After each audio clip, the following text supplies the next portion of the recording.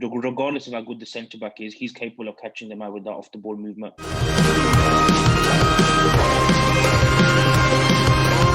Manchester derby. Manchester City pretty much ran away with the title, lads. Can't deal with the stress, man. United not really been very good in the big games, I must say. Obviously, you guys know how much I've been ranting about it. If we don't go for it this game, oh my days! I'm gonna ask Hamza. Hamza, what do you reckon? See United at the Etihad. Go yourself.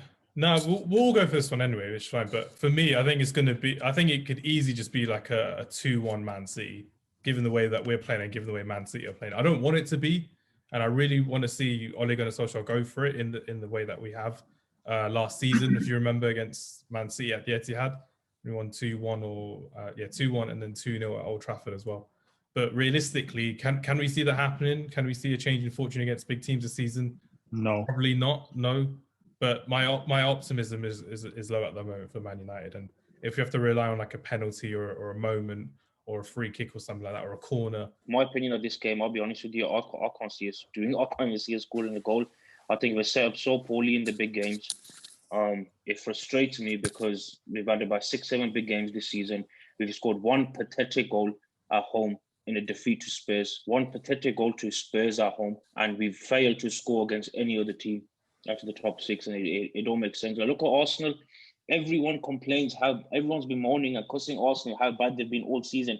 Manchester United failed to score against Arsenal. They failed to score against Rob Holding for 2 games. It just don't make no sense. And I think I'm going to say it again, and it probably sounds like a broken record, but if Edinson Cavani doesn't play against Manchester City, we're not going to cause them problems, because you've got arguably the best centre-back partnership in the Premier League this season, and probably trio, I would say, because whenever they literally miss one of them out, but whichever two are playing out of the three, they always put in good forms. You got Diaz, obviously you got Stones, and you got Laporte. And you can say that's one of the best strike partnerships they've got at the moment as well. Yeah, scoring goals for fun, Diaz and Stones.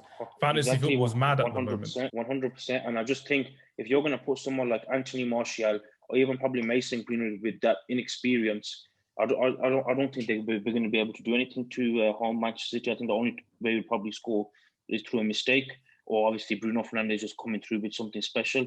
I think if Cavani scores, we probably do have a chance, just purely because of his experience and his off-the-ball movement. Regardless of how good the centre-back is, he's capable of catching them out with that off-the-ball movement. If Edinson Cavani doesn't play, we don't cause any problems, and Manchester City will beat us. And that's probably them just making a statement of titles there as well. You could probably get a dodgy penalty. That was expected, Salim. Just remind us to tell Bruno if we do get a dodgy penalty not to score it, because it's the most sportsmanship thing to do.